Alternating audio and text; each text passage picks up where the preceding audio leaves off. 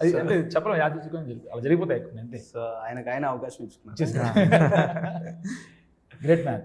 అదే మా directors producer అయినా ఓకే. నేను ఏం అడిగానో దానికి ఎక్కడ నో చెప్పలేదు.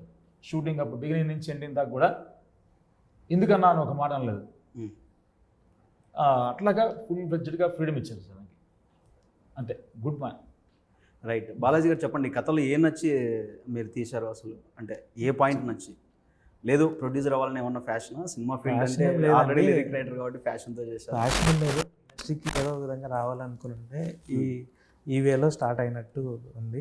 బట్ స్టోరీ అంటే లైన్ బయటకు చెప్పలేం కానీ బట్ అది యూజువల్గా మనం రెగ్యులర్గా చూసే ఒకటి దాన్ని సినిమాటిక్గా చూపిస్తుంటే సో కొత్త డిఫరెంట్గా స్టార్ట్ చేసినట్టు ఉంటుంది అనే ఉద్దేశంతో సినిమా స్టార్ట్ చేసామండి.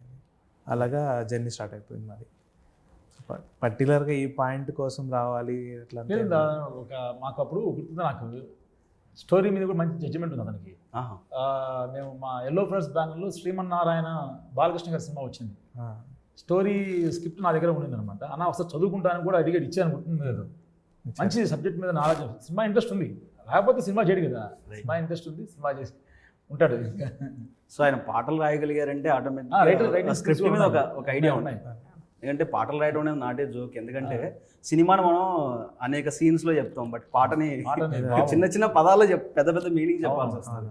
సో కాబట్టి ఆబ్వియస్లీ గ్రిప్ ఉండే ఛాన్స్ ఉంది. అలాగే అండి, అదే చిక్కని గుమ్మ అనే సాంగ్లో మీరు అసలు ఒక డీప్ లవర్గా చాలా అద్భుతంగా కనిపించారు ఆ పాటలు అయితే.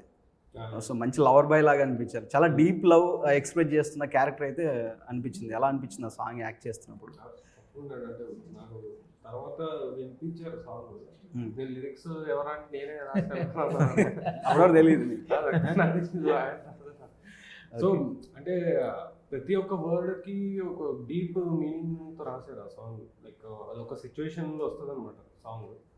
ఒక ఇంపార్టెంట్ సీన్ సినిమాలో, చాలా ఇంపార్టెంట్ సీన్స్ ఉన్నాయి కానీ అదొక మేజర్ ఇంపార్టెంట్ సీన్ అప్పుడు వస్తుంది అనమాట. ఓకే. సో నాకు చాలా బాగా అనిపించింది ఆ సిచ్యువేషన్కి ఆ సాంగ్ ప్లే అవ్వడము, అంటే ఆ హీరో అమ్మాయికి ఎక్స్ప్రెస్ చేయడం తన లవ్ని.